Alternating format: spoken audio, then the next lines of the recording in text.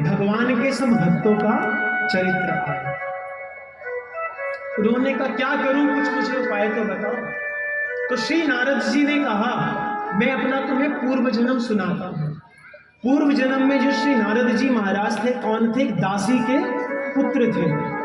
उनकी माता क्या क्या करती, गांव में कोई भी संत महात्मा आते उनके सत्संग में जाती, सत्संग को सुना करती, और जब वो महाराज जितने संत महात्मा लोग भोजन कर लिया करते ना, तो उनकी झूठी पत्तलों को उठाकर साफ किया करती, और कुछ जो उसमें से कण बच जाते उसको खा लिया करती। महाराज संत की प्रसादी भी बड़ा काम कर जाती है।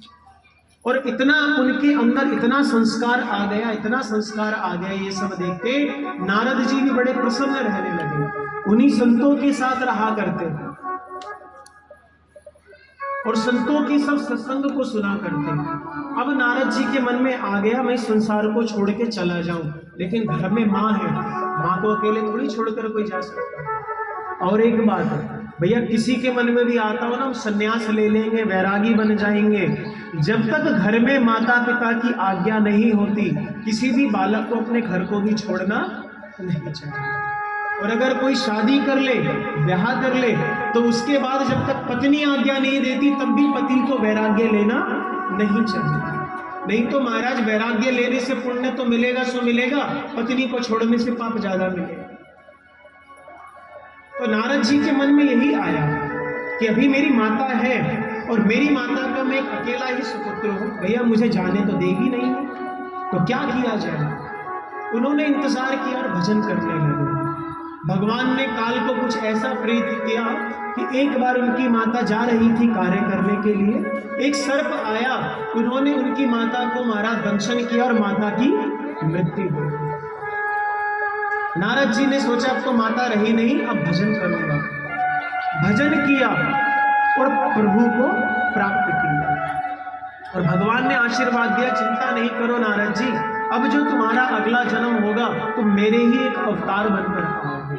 तो भगवान के 24 अवतारों में एक कौन है? श्री नारद जी महाराज। नारद जी ने कहा वेद व्यास जी से तुम ऐसे पुराण की रचना करो जिसको सुनने से सभी लोगों को आनंदित हो।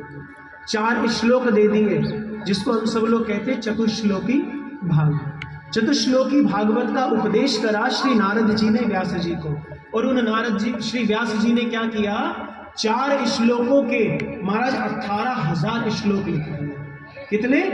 18,000 श्लोकों को लिखा। श्रीमद् भागवत में 12 स्कंद, 335 अध्याय और 18,000 श्लोक लिखे हुए हैं।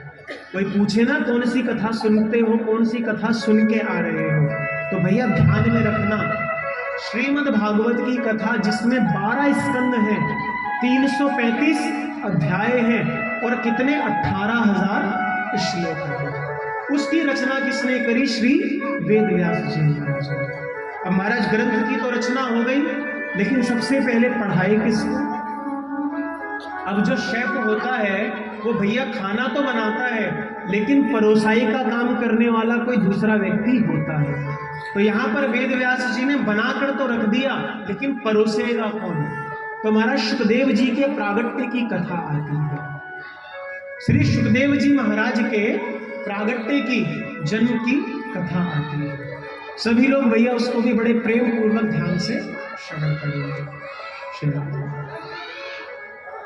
बोलिए श्री वृंदावन बिहारी लाल की।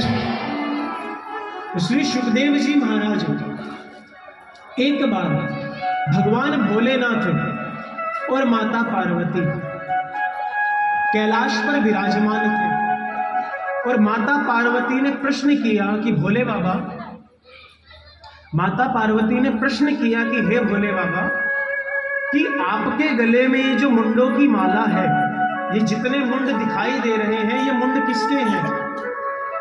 ये मुंड जो आप धारण करते हो किसके मुंड हैं?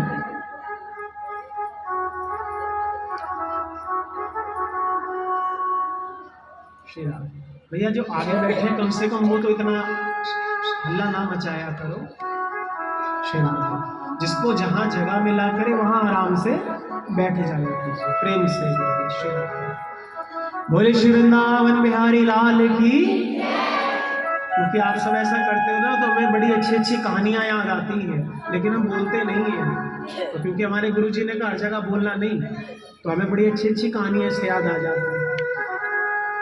तो फिर आप कहोगे कि हमारा ही मजाक बना रहे हो, इसलिए हमने कही आपसे बात। और बोलो तो हम सुना भी देंगे। कौन कौन सुनना चाहता है, थोड़ा हाथ उठाओ। सब सुनना चाहते हैं। अच्छा, ऐसा है वो बात, आप अपने ऊपर अगर ना लो तो मैं सुना दूँ, अपने ऊपर कोई नहीं लेना बात।